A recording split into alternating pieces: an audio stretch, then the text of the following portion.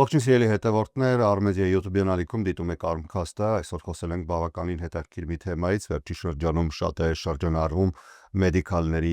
ապահովագրության թեմաները, հատկապես այն, որ ատաման բուժական ծառայություններն այլևս չի սպասարկվելու է շատ դեպքերում ներգաղթյալների մեդիկալները, այսինքն մի ոսպես կոպիտ ասած պանիկա կա ժողովրդի մեջ եւ փորձենք մանրամասնել ու հյուրեմ հրավիրել այսօր Սարգիս Մինասյանին, որը ապահովագրական ընկերությունների ավագ գործակալ եւ խորհրդատու է, իմը կարծեք, բա ինչով կապ ունի ապահովագրական ընկերությունները, ասեմ, որ շատ ուղիղ կապ ունի։ Շնորհակալ եմ պարոն Մինասյան, ընդունելու համար մեր հրավերը եւ գալու։ Շնորհակալություն հրավերքի համար։ Գիտեք, պարոն Մինասյան, ես առանձնացրել եմ եւ նշումներ եմ արել ինձ մոտ, թե ինչ է տեղի ունեցել եւ հերթականությամբ պետք է փորձենք գնանք ու հասկանանք, բա ինչ պետք է անել, եթե օրինակի համար այս կամ այն ճանապարհը այլևս փակվում է։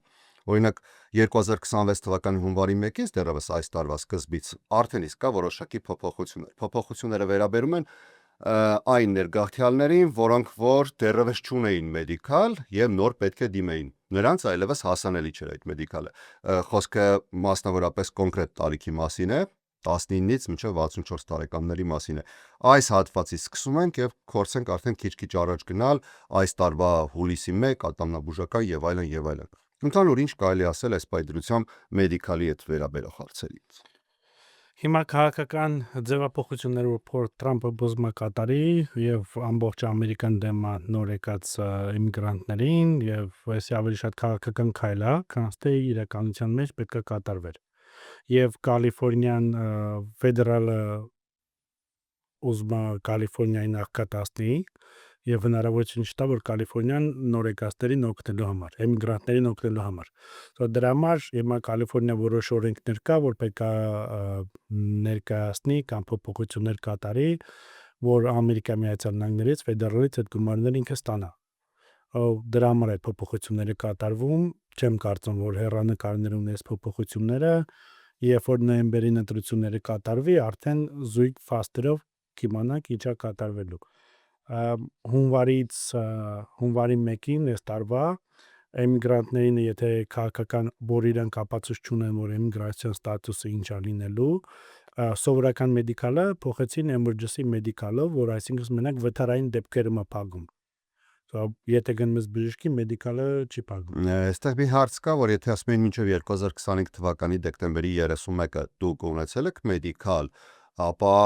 վերափաստաթղթավորվելու դեպքում կշարունակեք, բայց եթե չեք ունեցել, չեք կարող շարունակել, սա է ամբողջ խնդիրը ու երևի պետք է մանրամասն ժողովրդին տեղեկացնել, թե ինչ է կատարվում, որովհետև շատերը մտածում են, որ պարզապես բոլորի համար ինչ որ սառեցվելու է մեդիկալը եւ չեն ունենալու։ Ուղղակիորեն այստեղ մի քիչ ավելի խստացվում է այսպես թարմացումը, որտեղ ասում են ժամանակին է պետք անել, որտեղ եթե ժամանակին խոսքը renewal-ի մասին է, վերաթարմացման մասին, եթե ժամանակին չարեցին, այդ դեպքում հավանականությունը մեծ է, որ կարող են կորցնել, ավելի է խստացվել այս կանոնը։ Դուք չեք պատկերացնում, ինչքան մոտս հաճախորդներ են գալիս, մարդիկ են գալի։ Առաջինը մեդիկալը ամեն տարի պետքա վերապատրաստվեք, նորից Շուտով կդառնա 6 ամիսը 1։ Հա, շուտով կդառնա 6 ամիսը 1, որ մյուս տարի հունվարի 1-ից է լինելու դա, բայց հարցն էր, որ մարդիկ ծրարը ստանում էին, նայում են իրանք application-ների մեջ, նույն ինֆորմացիան է գրված, չգիտեն ինչ են անում, դեն են գցում։ Եվ մեդիկալը իրեն ժամանակ է տալի 30 օր, 90 մինչև 90 օր, հետո դրանից հետո մեդիկալը կտրվել։ Մարդիկ գալիս են մոտը Սարգիս ինձ օգնի, մեդիկալս կտրել են, գնում են բժշկի վաղը չեմ սոր, չեմ հասցնելու, ինչ է եղել։ Առաջի հարցը որ տալիս է, ասում է 19 փեջանոց էջանոց ծրարը որ եկել է իրանց հետ ուղարկել եք, չէ, պետքա ուղարկեինք, ասել որ իրանք ուղարկել են, մեջը ծրար էին դրել, որ իրանց հետ ուղարկենք, որ լրացնեք, հետ ուղարկեք։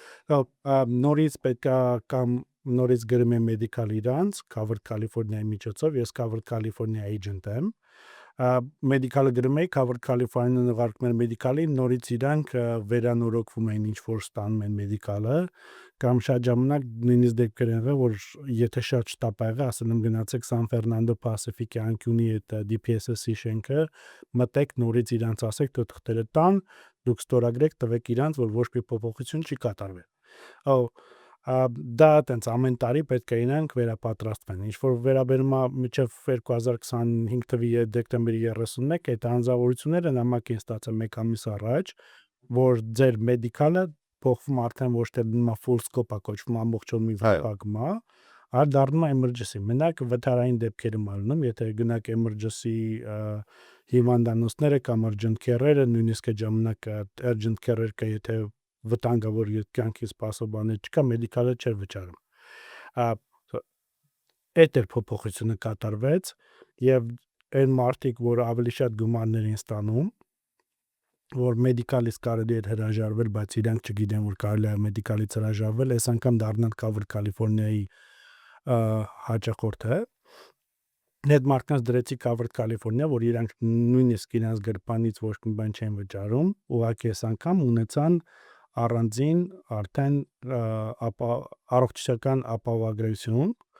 եւ կարող եմ ասել ավելի շատ բժիշկներ են ընդունում առանձին ապահովագրությունները, քան թե մեդիկալը։ Լավ, ուզում եմ հասկանամ, ինչն է տարբերությունը առողջապահական ապահովագրությունը ըստ էության նույնայն մեդիկալն է, նայել է, չէ՞ որտեղ առողջապահական ապահովագրություն, բայց պետության կողմից տրող։ Ինչ տարբերություն քո վճարած ապահովագրության եւ մյուսի միջև։ Մեդիկալը նախատեսված է կոպիտ ասած դա տաղկատության շրջանը որ կա չափը որ կա, մինչև 130% փոխաշխատող մարդկանց համար։ Օրինակ անձնավորության համար $21597։ Ընտանիքի համար ասեք, որովհետև այդպես հազվադեպ հանդիպող բան եք ասում, որ անհատն է օրինակի համար, ասենք օրինակի համար,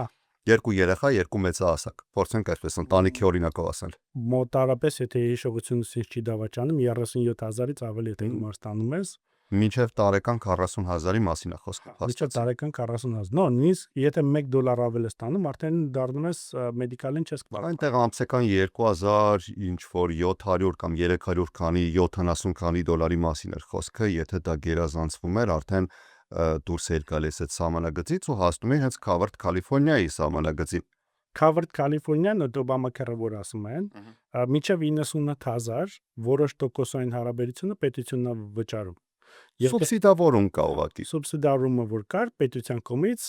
98000-ից են կողմ էլ չի բան չկա, բայց եթե ասենք $1 ավել ես աշխատում եւ մեդիկալին չես qualifier-ը, իրանք 100% քո վճարումները սուբսիդավորում են։ Մեդիկալը առանձին վճարումները որ կա բժիշկներին ավելի քիչ է վճարում, քան թե առանձին ապահովագրական ընկերությունները, սո շատ բժիշկներ կա, որ իրանք աշխատում են ոչ թե մեդիկալի հետ աշխատեն, այլ սովորական ապահովագրական ընկերությունների հետ աշխատեն, որովհետև իրանք ավելի շատ են վճարվում։ Երևի թե հիմնական պատճառներից մեկն էլ այն է, որ շատ ենք լսում, որ գնում են բժշկի ասում են օրինակ մեր մեդիկալը այս կամ այն ծառայությունը չի փակում եւ ստիպված են դիմել այլ բժշկական կենտրոնի, որը ընդունում է կամ կարող է փակել այդ ծախսերը։ Ամառ առաջի պատճառը դա ոչ թե հնարավորություն չունեն իրանք մեդիկալ ընդունելու, այլ ուղղակի չեն ուզում վճարել։ Obamacare-ը որ դուրս եկավ, ես առաջինը դեմ էի դրան, բայց որ մարդիկ չեն հասկանում ինչա, բոլորը Օբաման էլ դուրս եկավ, մարդկանց խաբեց, ասաց $2500 տարեկան, կարող եք զեղչել լինի, օգնություն լինի, բայց հիմա փաստորեն Ամերիկայի Միացյալ Նահանգներում միջին մարդը վճարում է $4500 ավել տարեկան, քան թե Obamacare-ից առաջ էր։ Դրա համար այդ սուբսիդավորումը որ կար, խոսքի վերաբերվեց աղքատներին, բայց չվերաբերվեց միջին եւ հարուստները իրենց համար տարբերություն չկա, բայց միջին դասակարգի մարդիկ ավելի շատ դժվեցին Obamacare-ից, քան թե մնացածները։ Քան թե օգուտ քաղաքացին։ Հա, բացի դրանից էլ համ բժիշկների սկսեց ավելի քիչ վճարել եւ նույնիսկ ապահովագրության էջենտների հետ կոմիշնների ճացրեց շատ չնչին գումարներ, որ մարդիկ չկարողանան այդ իմ համար ժամանակ ավելի շատ ծախսում են, ուղղակի մարդկանց դավություն եմ անում, որ գրում եմ Obamacare-ը, վճարումները ավելի շատ քիչ է լինում։ Բայց այն անձնավորությունները, որ ավելի մի քիչ տարբերությունը որ կա միջև 170% աղքատության գինը որ կա, իրանք ցուցակը որ կա, իրանք ձեռ կա տալի Obamacare-ը, որտեվ ամառաջինը այդ silver plan-ը կա, որ deductible-ը 0 է, իրանց գրպանից ոչ մի բան չեն ծախսելու, ընդամենը գնալ են բժշկի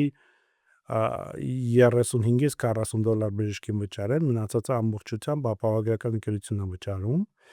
բայց ցավոք սրտի հիմա դա էլ է փոփոխություն կատարվելու, որովհետև առաջներում եթե մեդիկալը unlimited asset-ներ ունեներ, որ քո կալվածքը լիմիտ չուներ, հիմա արդեն փորձում են դարձնել 130000 ընտանիքի համար, ամուսինների համար 195000։ Այսինքն եթե տուն ունեք, մեջ equity կա 300,000-ի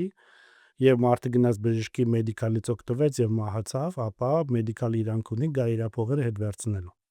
Միջև 195,000 զույգերին ձեռ չի տա, բայց եթե դրանից ավելալը մեդիկալը կարող է իր ծախսերը վերականգնի։ Բա ինչ է առաջարկում այդ դեպքում։ Այդ ժամանակ արդեն կարելի է ձեր սովորական ապահովագրությունը գնել, որտեղ ապահովագրական ընկերությունները կյանքը իրանք չունեն իրենց փողերը վերականգնելու։ Հասկանալի է։ Չկա, որ իմանամ ինչ ալնի։ Լավ, եթե այս հուլիսի 1-ից արդեն ատամնաբուժական ծառայությունների մասին խոսենք, որ մեդիկալը չի փակում ատամնաբուժական ծառայությունները, բացառությամբ էլի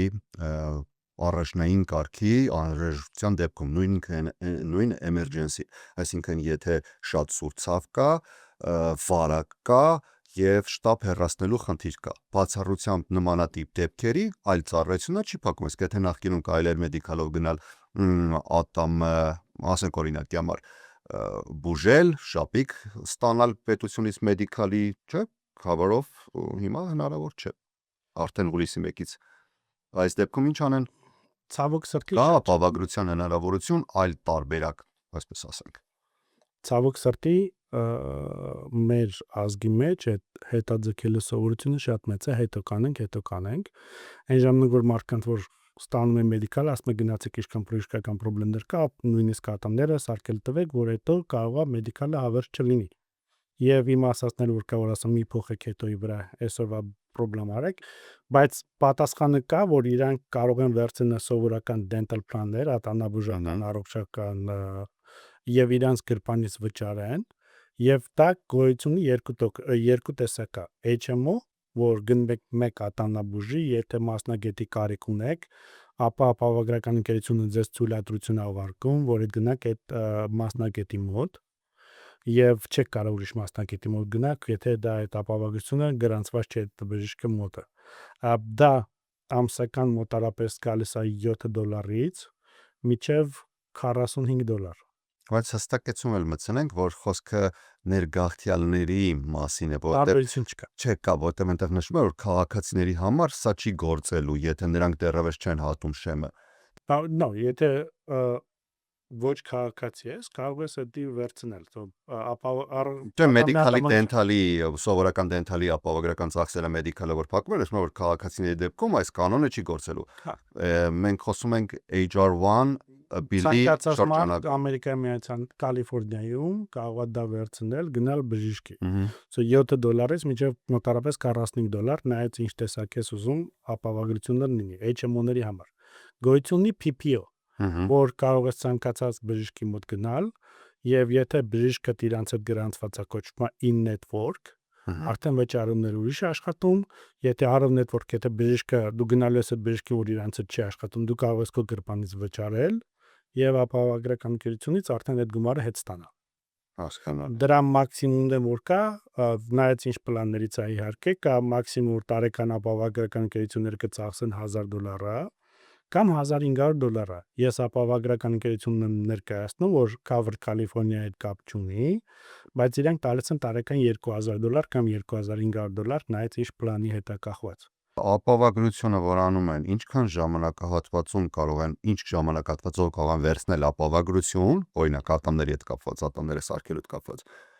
ինչ երկարաժամկետ պայմանագրի մասին է խոսքը, որը օրինակ համար մարդը միշտ վստահ լինի, որ իր ատամների հարցը կլուծի կամ օրինակ ատամները սարքելուց հետո կարող է հրաժարվել այդ ապահովագրությունից։ Վերցրել է ապահովագրությունը, ինչ ժամկետով պետք է վճարի եւ երբ կարող է հրաժարվել։ Կալիֆոռնիայում գեղեցկությունն այն է, որ եթե վերցնում ես, դու կարող ես չվճարել, այսօր վերցեցիր, կարող ես մյուս ամսվանից կարող ես չվճարել, so ապահովագրական ընկերությունները կարող են մենակ այդ cancel անել, եթե դու չես վճարում։ Մնացած դեպքերում, եթե ուզում ես 100 տարի պայես, 100 տարի վճարում ես, իրանք քեզ չեն կարող դուրս գցել։ Դա օրինակ վերցնում $45 ապահովագրություն եմ գնել, dental ապահովագրություն։ Կոպիտ ասած 3 ամիս հետո գնացիր ատամները սարքեցիր, վերջացրեցիր, կարող ես cancel անել։ Հենց դա էի ասում։ Այսինքն ամբողջությամբ ատամներս միջևեր սարքեցի,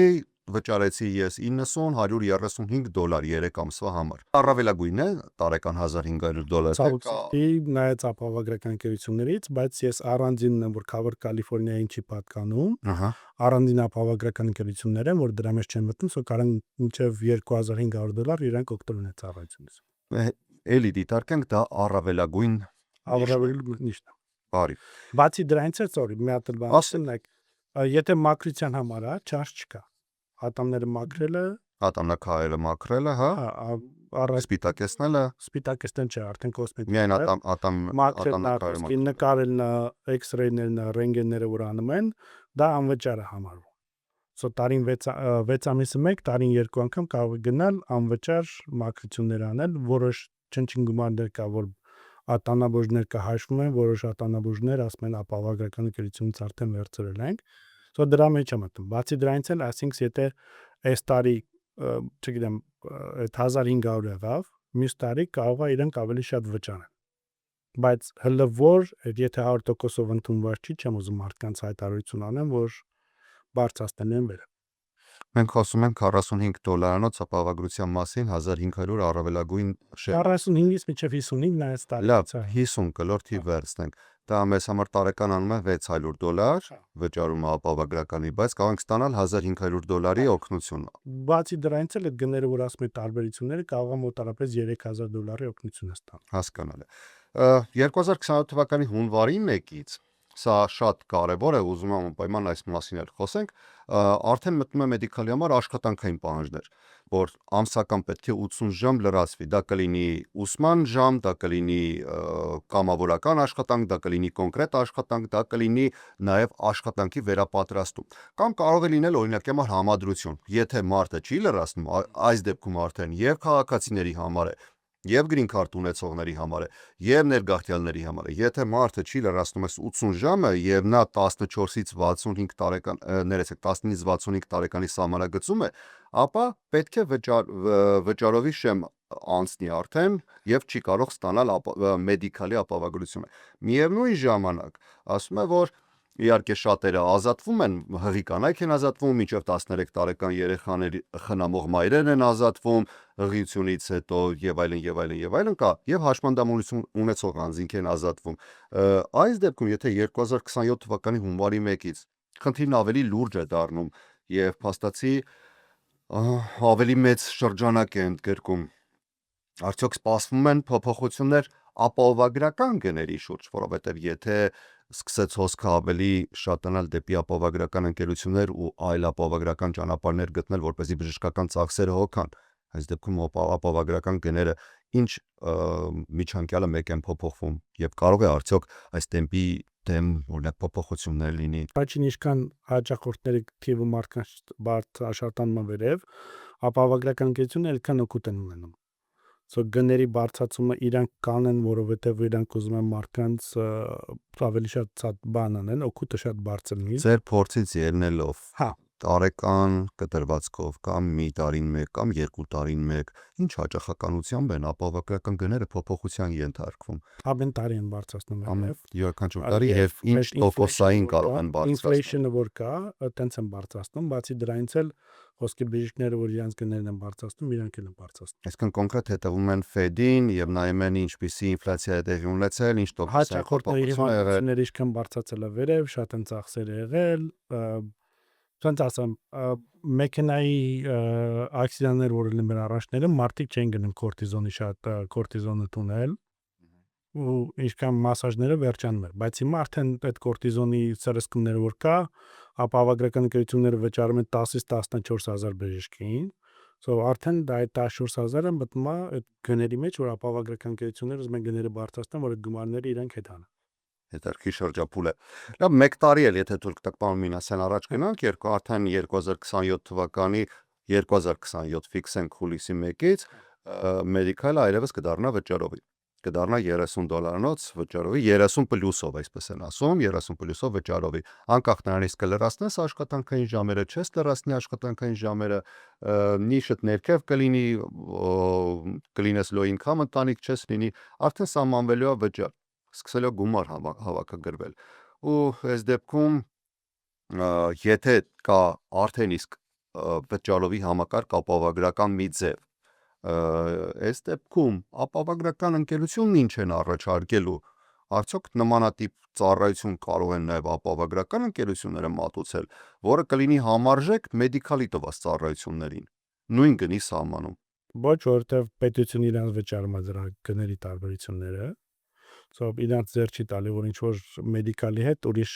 դիմացը մեդիկալի դիմաց ինչ-որ գործիք ստեղծեն, որ իրանք կարողանան փող աշխատեն։ Եկա իրանք պետությունից մի 10 անգամ ավելի ստանում։ Հաստատից ստացվում է, որ ձեռնտու չի լինի դիմել ապահովագրական ընկերություն։ Ընդ որում նաև տարիքային շեմն էլ է փոխվելու, 15-ից 59 տարեկան է արդեն գնում շեմը։ Մեդիկալից դուրս գալն արդեն ավելի ձեռնտու լինելու, որտեղ բժիշկների շատ մեծամասնությունները չեն ընդունել մեդիկալը։ Խոսքի օրինակ Սիդերցայնայը մեկ ժամանակ եղավ, որ ընդունել Blue Shield-ին։ Հետո Blue Health-net ինչ-որ խառնվեց, մենակ Blue Shield-ն էր։ Եթե ինչ-որ մեկ ուզում էր գնալ Սիդերցայնա, չէր կարա։ City of Hope-ը որ կա, Cancer Center-ը որ կա, իրանք մեդիկալ չեն վերցնում։ Այն անձնավորությունները, որ cancer ունեն, չեք պատկերացնում, քանի հոգու մարդկանց է մուկն է, որ իրանք ստանում են մեդիկալ ու իրանք չգիտեն ուր գնան, որտեղ իրանք իսկականից ուզում են գնալ City of Hope, բայց մեդիկալը չի վճարում։ Մարդկանց ավելի ձեռք կտա, որ իրանք վերցնեն իրանց ապահովագրությունը, թեկուզ 30-40, չգիտեմ, որոշ դեպքերում նույնիսկ $100 իրանց գրպանից ավել վճարեն, բայց մեդիկալին չդիմեն։ Իմիջիալս մի հատ բան էլ ասեմ, այն անձնավորությունները, որ 2 տարի եղել են անաշխատունակ, disability են ստանում, 2 տարի հետո օտոմատիկլի պետք է իրանք դառնան Medicare։ Եթե ձեր հեռուստադիտողներից ինչ-որ մեկը 2 տարից ավել է արդեն disability է ստանում եւ Medicare չի ստացել, զանգեք իրանց, ասեք, պահանջեք, իրանք կարող են փոխել մեդիկալից, երկուսն է կարող եք ունենալ, համ մեդիկալը, համ Medicare-ը։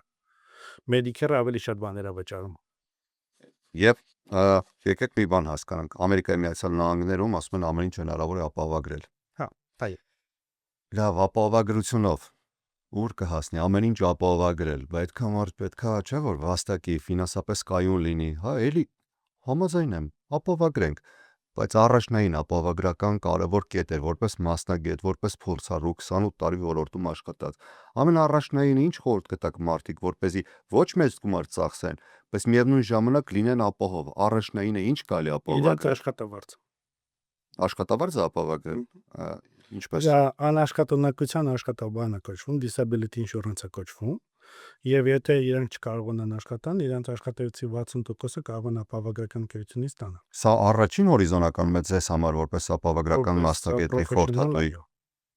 Ես անձամբ այդպես եմ արել, չգիտեմ, հիմա իմ գործն է մարդկանց բացատրել, իրանք գործն է որոշում կայացնել։ Առաջինը ես իմ աշխատավարձն եմ, եթե չկարողանամ աշխատել, իմ տերը սովար լինելու։ Պայմանական, եթե թվեր հարցնեմ, կարող եք ինձ օգնել օրինակի համար հասկանալու։ Մոտավորապես 1-ից 3% է եկամուտի։ 1-ից 3%, այսինքն եթե տարեկան։ Եթե տարեկան մարդը վաստակում է 100,000 օրինակի համար, մոտավորապես $1000-ից $3000։ Տարեկան պետք է վճարի ապահովագրությունը։ Իհարկե աշխատանք է կատարում, իհարկե օֆիսում նստած աշխատողի համար ավելի էժան է լինում, քան թե ինչ որ տան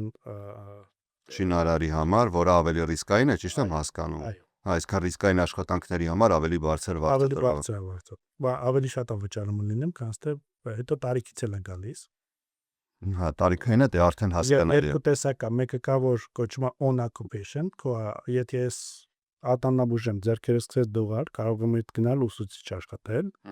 բայց այդ on occupation-ը որ կա, կարող եմ ապահովագրական ընկերությունից այդ իմ գումարները շարունակեմ ստանալը, նույնիսկ եթե ես աշխատում եմ ուսուցիչ։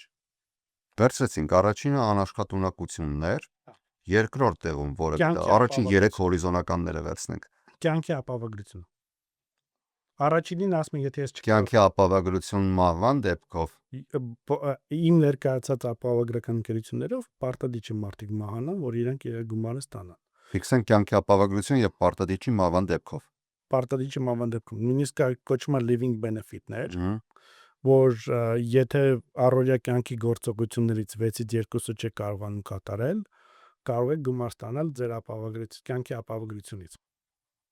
Կյանքի ապահովագրությունը երկրորդ հորիզոնականը եւ երրորդ պատվավոր տեղը զբաղեցնում է թոշակի ֆոնդերը։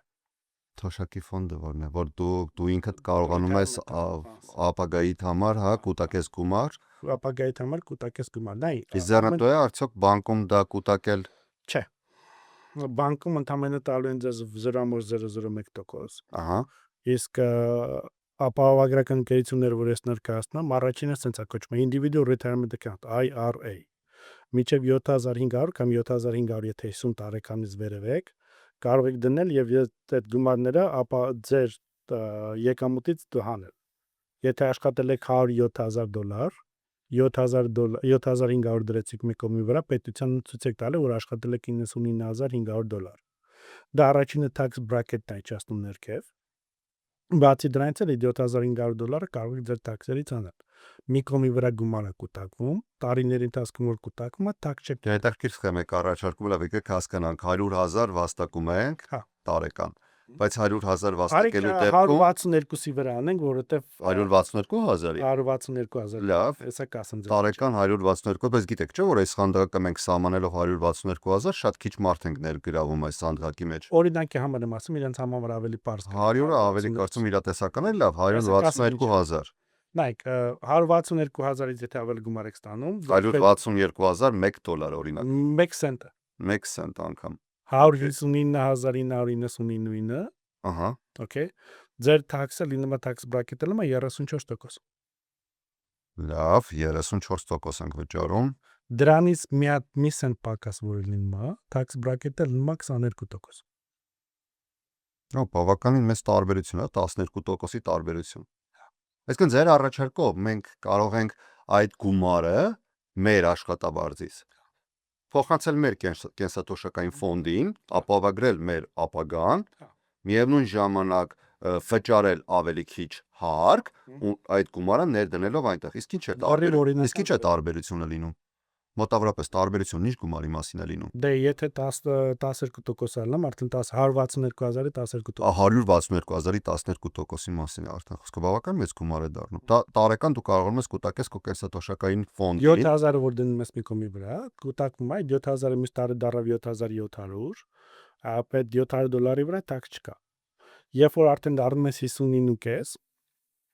կամ ինչ որ մինչև 74 տարեկան այդ փողը պարտադիր է անես, թե չէ դրանից հետո պենալտի է լինում։ Այդ ժամանակ արդեն երկու մասով ես tax-ը տալի։ Բացի դրանից էլ, ասենք, եթե աշխատել ես 162,000, tax bracket-ը 34% է, մոտարապես 3-ի եթե բաժանենք 40-54,000 ա լինում, պետք է tax տաս, չէ՞։ Բայց հիմա որ անցնում ես թոշակի, եթե ամսական 5,000 ես ուզում, ստանաս թոշակի ֆոնդից, այդ ժամանակ արդեն տարեկան անում է 60,000։ So tax-ը վճարումից 60,000-ի որոշ մասը tax լինում է, որոշ մասը tax free է։ Հասկանալի է։ So ամեն կողմից դու օգտվում ես։ Մի խոսքով մենք վերցնում ենք առաջին 3 եւ պատվավոր հորիզոնականները, որ առաջինը կարելի Ամերիկայի Միացյալ Նահանգներում ապահովագրել, դա ոչ մեքենան է, ոչ, չգիտեմ, թանկարժեք մի նկար, դա ոչ տունն է, այլ մեր անձնական կյանքի հետ կապ ունեցող բաներ են։ Դա անաշխատունակության նույն ինքը disability insurance-ի մասին է խոսքը, երկրորդ հորիզոնական դրեցին կյանքի ապահովագրությունը, որը ոչ պարտադիր է, որ մահվան դեպքով ստանան գումարները, եւ երրորդ հորիզոնական դրեցին կենսաթոշակային ֆոնդի մեր կուտակումները, ճիշտ հասկացա։ Լրիվ ճիշտ հասկացա։ Ընտի, շնորհակալ։ Մարդկանց ասում հեռախոսի վրա ապահովագրություն ունես։ Առաջինը քո պատասխանատվությունը $170, ամսեկանը $17 փող ստալ։ So $400 պետք է ծախսես, որ հեռախոս վերցնես։ Ավելի է $400-ով կարաս մի տարվա քո կյանքի ապահովագրությունը վերցնես, եթե մի բան եղավ, երեխեքի տերով է։ So շատ բաներ կա, որ մարդիկ ծախսում են առանց հաշվարկելու ինչի համար են ծախսում։ Ին գործս իրանց ասելը չէ, ծախսեք, դե իրանց հաշիվն է, բայց ես կարամ լրիվ ուրիշ ձևեր ցույց տամ, որ իրանք կարող են օգտվել կյանքից։ Պետությունը այսքան որ tax-երը տալիս է մարդկանց, tax break-ները որ տալիս է, ասում է ին վրա հույս մի դիր։ Դու քո գնա գլխի ճարը նույնիսկ tax մի տուր։ Ամենահարս բանը որ ասում մարդիկ հիմա բոլորը դեմոկրատներն են, ռեփաբլիկներն են, ուզում են այդ մինիմում աշխատավարձները բարձրացնել, չէ՞։ Եթե դարձրել են $20, եթե սովորական աշխատողը մեկ ամսվա մեջ աշխատելու է $3,200 մինիմումը, իսկ թոշակի անցած մարդկանց թոշակները քիչ են բարձրացնում $1,070-ից դարձնին $3,200։ Տեսի լոգիկայով։ Եթե աշխատում ենք, պայքարում ենք, սովորական աշխատողը պետք է այդքան փող ստանա, իսկ այն մարդկան շահերը պաշտպանելու, որ արդեն անցել են թոշակի։ կամ հիմա ով կարա $1070 ապրի։ Հիմա մանավանդ շատ ավելի բարդ է։ Մի ամփոփելով զրույցը, պարոն Մինասյան, որքանով որ հասկացա, մենք խոսելով մեդիկալի այս երևի թե մի փոքր ճիշտ ոչ ներկայացված եւ կամ ոչ մատչելի ներկայացված շատերի համար ինֆորմացիայից կար որոշակի պանիկա եւ պետք է մարդկանց ես հասկացա, որ մարդկանց պետք է ասել, որ կարիք չկա անհանգստանալու, որովհետեւ կա լուծում եւ կա լուծում գրեթե համաչափ տարբերակով ու ավելի լավ տարբերակով։ Ավելի լավ տարբերակով։ Եվ միևնույն ժամանակ որպես մասնակից խնդրեցի ինձ ուղղություն ցույց տալ, ինչի համար շատ շնորհակալ եմ եւ շնորհակալ եմ, որ այսօր հյուրընկալեցիք ինձ։ Շնորհակալություն Ավելքան։ Հարգելիներս, այսքանով եզրափակենք։ Ես Հարություն Մինասյանն եմ, շնորհակալ եմ ուշադրության համար։ Ամենակարևորը առողջ եւ խաղաղ եղեք, կհանդիպենք հաջորդ շաբաթ Armcast-ի շրջանակում։ Շաբաթվա ընթացքում իհարկե դիտեք ԱՄՆ գլխավոր լուրերը։ Ցտեսություն։